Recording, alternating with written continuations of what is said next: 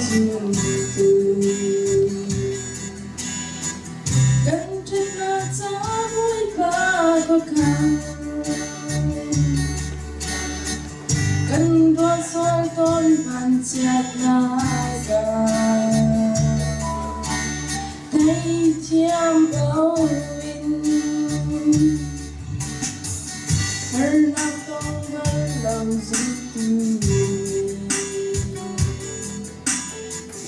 a chắc là chỉ có anh thấy lâu hơn nào bên in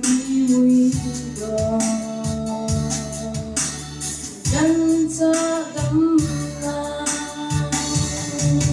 dặn theo những lòng chung mơ dình qua đây cầu đi mơ tôi linh lại ôm lòng chung mơ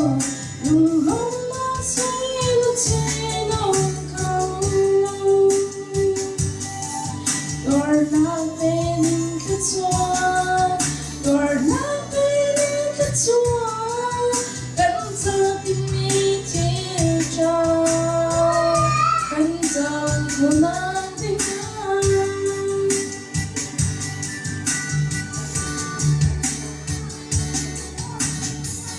không sẽ vẫn không là cuối trường